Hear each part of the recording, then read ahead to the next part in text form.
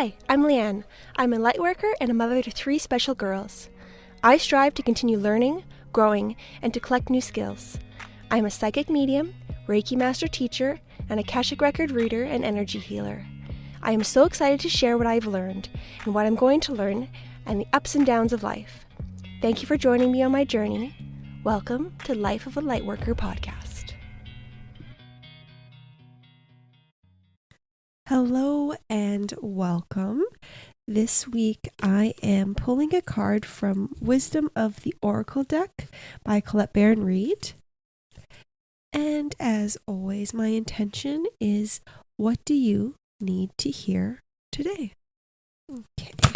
Oh, one card just popped out. I think there's going to be 2 though, so.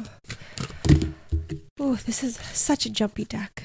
I had like 5 jump out, but that doesn't count for me. Oh, there we go. Here's the second one. All right. I feel like the second one needs to be read first. It is the Observer. Okay, so the first card, Observer, the essential meaning is perspective, objectivity, neutral observation from a distance. So there's oracle message, relationship, prosperity, or protection message. Let's just see which one is the one for today. It's the 4th message. Let me see which one's number 4. Prosperity. It is an advantageous time for you to get some distance from what you're doing and see your work and your projects from a different perspective. The trick is to connect to the essence of your goals and aspirations, while letting the form and timing be dictated by spirit. You may be too personally attached to an outcome and unable to see the miracle because it's not turning out exactly as you planned. Trust spirit. The perfect version of your abundance is right in front of you. Remain neutral and curious and watch the miracle unfold. The second card is Treasure Island. The essential meaning is the law of attraction, bringing dreams into fruition, the results of positive thinking made manifest, abundance appearing as if from nowhere, financial gains, and sharing of good fortune. I'm going to ask what message is the message I am meant to read, and that's the 5th message. Okay, so protection message. Poverty, consciousness, and the sense of not enough cast a shadow on your path. These ideas and core beliefs come with a high cost. Do you really want to proclaim yourself a victim of disappointment and failed expectations? Are you avoiding success because you will grow so tall and others will want to cut you down?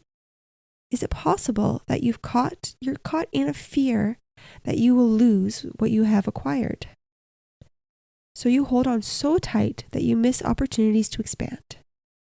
You are challenged to change the way that you see the world and move from a perception of limitations to the perception of abundance. Take a risk, for you have nothing to lose except your confinement in a prison of your own making. Open the door and find the abundance waiting for you to claim it. I feel like intuitively reading both cards together instead of separately and then finding the connection. I feel like these 2 need to be done together. I feel like the Observer is our perspective and our way of finding the treasure. I feel like the treasure isn't actually hidden, it's in plain sight, but we're changing our perspective to be able to see it. And I'm being shown it's like when they're just showing me from my own experience. So spirit is always around you. Your loved ones in spirit are always around you, but it's not until you shift your perspective, you open your third eye, that you're able to recognize and see and experience this world, that other world, which is actually this world. It's just an expanded view upon this world. But before, it didn't exist. And now it does. The only thing that's changed is your perspective. So I feel like that is the main message of expanding your perspective. Let me see, what are some things that I feel like slowing down is a huge part of this, because when you're really busy, when you're moving really fast, when your mind is always busy and your mind is taking over more than your heart, you're thinking through life, you're not feeling through life, you're clouding your for example, your third eye. It needs to be clear in order to see and be used. But we're clouding it with all this busyness. We're cramming it up so that the third eye information gets confused, and it's like a traffic jam. It can't really come through where we can recognize it and acknowledge it when we're just so busy. So changing the view by clearing the clutter, making time and space to allow that other sections of the world, the other parts of ourselves, the deeper parts of ourselves, the inner parts of ourselves, and our higher selves, like it's all connected, allowing that space to be used and recognized and acknowledged, inviting it in. And that will help us see the treasure that's right in front of us, that's just waiting for us to grab. It's waiting for us to acknowledge it and receive it. It's there for the taking. It's not something that is out of reach. That is not destined for us. We all have treasure that is waiting, asking us to receive it. We just need to be able to acknowledge it in order to receive it. And we seem to be stopping ourselves. That's our own block. That is our own limiting beliefs. That is not allowing us to recognize it and see it and believe it's for us.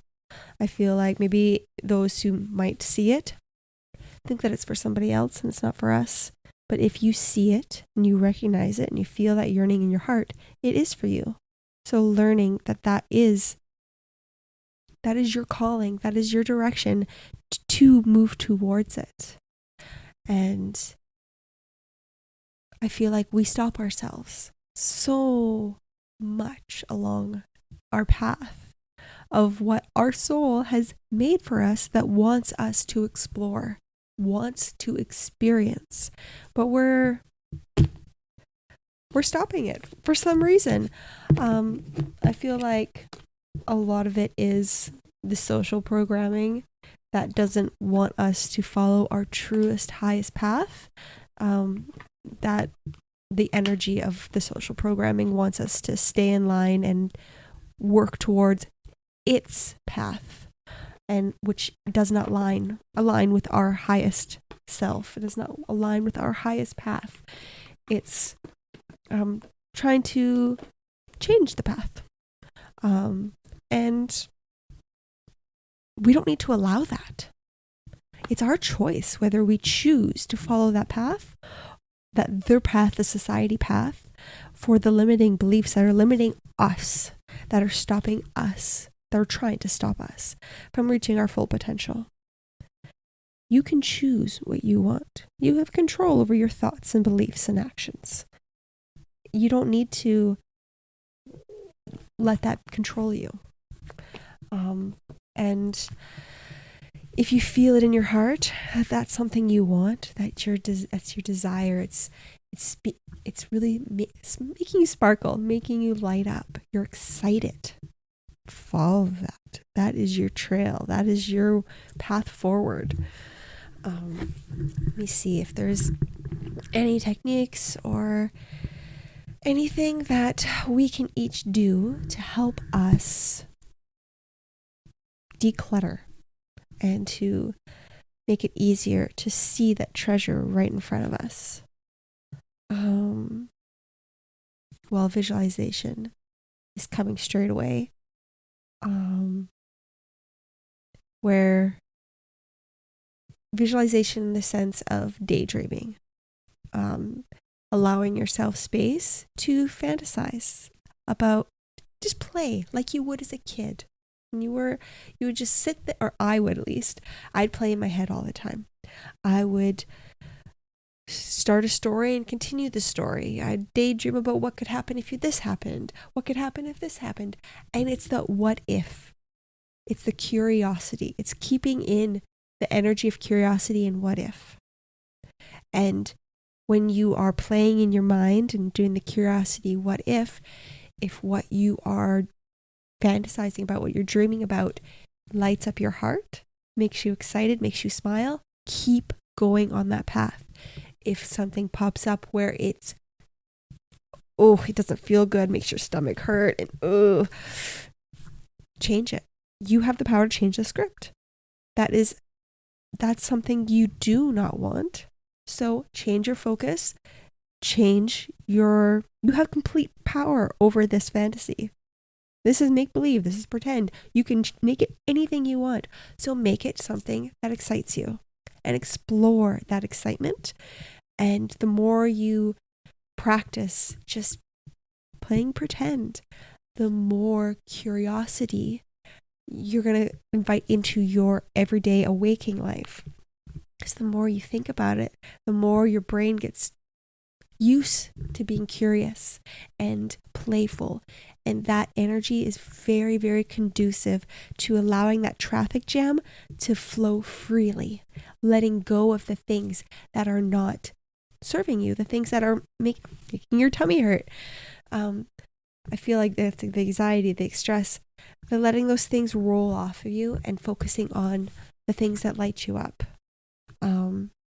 And you're acknowledging those stresses, but you're not festering on them. You're not dwelling on them. You're not focusing on them to make them bigger and bigger and bigger. You're acknowledging them for what they are.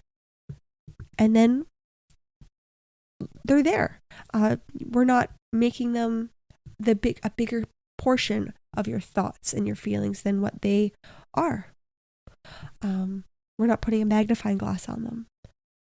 And I think like that practice of when you're visualizing, when you're pretending, and something that maybe you don't want or comes up, practicing changing your thoughts and not letting that thought become bigger and bigger and bigger and taking over the whole picture. And that action of recognizing it for what it is and turning and putting your focus on something that is more exciting for you, something that feels good, is calming, is happy, is peaceful, it lights you up, if you feel it in your heart. When you focus on those things, when it makes you feel so much better. It can really change your mood and your energy throughout your life when you're allowing yourself to live in that energy in your thoughts. It trickles out and it pours into your waking life. So yeah, that's the exercise that they're saying would help a lot of people. And yeah, allow yourself time to do that. It's not a silly little exercise. It's not something that's just childish.